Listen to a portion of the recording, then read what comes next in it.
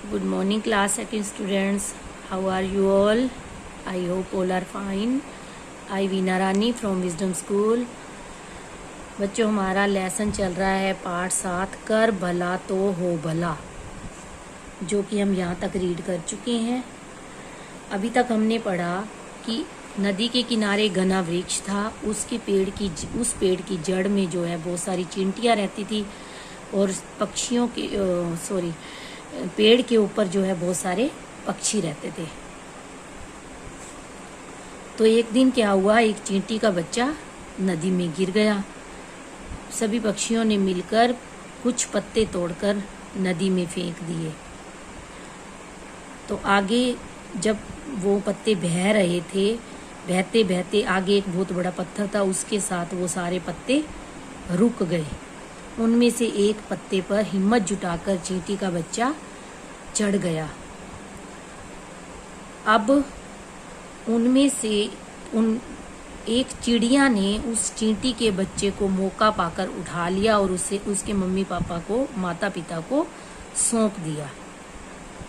इस घटना को बीते हुए बहुत दिन हो गए थे और एक दिन एक शिकारी अपने दलबल के साथ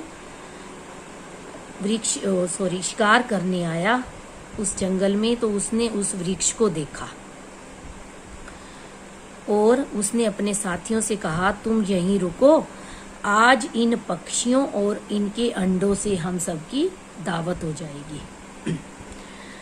आगे इतना कहकर वह पेड़ पर चढ़ने लगा। जब उसने साथियों को रुकने के लिए कहा और खुद जो है उस पेड़ पर चढ़ने लगा, उसकी यह बात पेड़ की जड़ों में रहने वाली चींटियों ने सुन ली। जो बात उसने अपने साथियों को कही कि तुम यहीं रुको, आज जो है ये पक्षी हैं और जो इनके अंडे हैं इन सब से हम अपनी दावत बनाएंगे। तो जब वह पेड़ पर चढ़ने लगा, उसकी यह बात जो पेड़ की जड़ में चींटियां रहती थी उन्होंने सुन ली। उन्होंने आपस में निर्णय किया, फैसला, सलाह। उन्होंने आपस में निर्णय किया, फैसला किया कि पक्षियों की रक्षा करनी चाहिए। ऐसा सोचकर उन लोगों ने शिकारी पर हमला बोल दिया। उन्होंने आपस में क्या फैसला किया, क्या निर्णय किया कि पक्षियों की रक्षा करनी चाहिए, उन्हें बचाना चाहिए, रक्षा करना, बचाना। फिर यही सोचकर उन लोगों किसके लिए लगाया, उन लोगों ने चींटियों के लिए शिकारी पर हमला बोल दिया। हमला बोलना मतलब धावा बोलना, जब किसी के ऊपर हम अटैक करते हैं। हमला बोलना, धावा बोलना, ये एक मुहावरा है। शिकारी घबराकर जल्दी से नीचे उतरा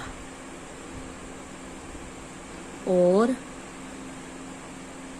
अपने आसपास चींटियों की भारी फौज मतलब बहुत ज्यादा संख्या में चींटियां थी, देखकर वहां से भाग निकला। इस तरह चींटियों ने पक्षियों द्वारा किए गए उपकार भला का बदला चुकाया। पहले पक्षियों ने चींटी को बच्चे को बचाया था ना, पक्षियों ने बचाया था।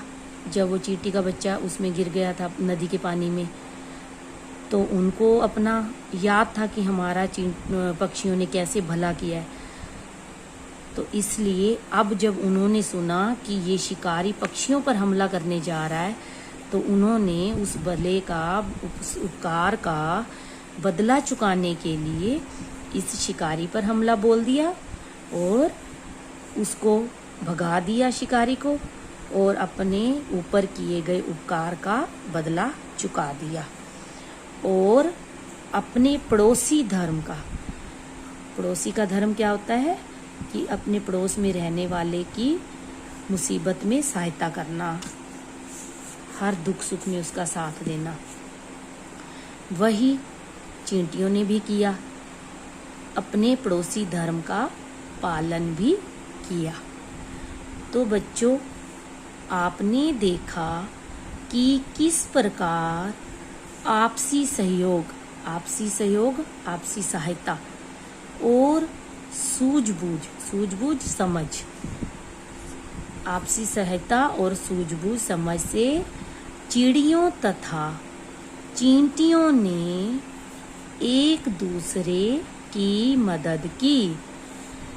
इसी प्रकार किसी भी मुसीबत का सामना, मुसीबत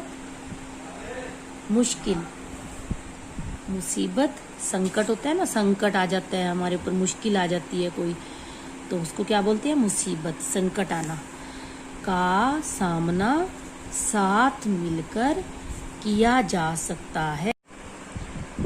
तो बच्चों, ये है हमारा पाठ 7 कर भला तो हो बोला, जो कि पूरा रीड हो चुका है। आपने भी इसको अच्छे से रीड करना है। ओके, टेक केयर बेटा।